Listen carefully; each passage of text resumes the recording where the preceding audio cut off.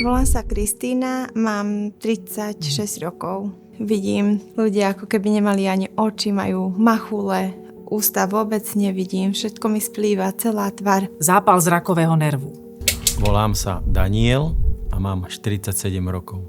Vidím úplne všetko rozmazané, ako keby to bol taký nejaký grafit nečitateľný. Všetko to je rozmazané. Odlupovanie sietnice. Volám sa Saška, mám 19 rokov. Pri pozeraní sa na ľudí alebo predmety priamo, tak ich nevidím, čiže musím sa pozerať na dne, aby som ich videla ostrejšie.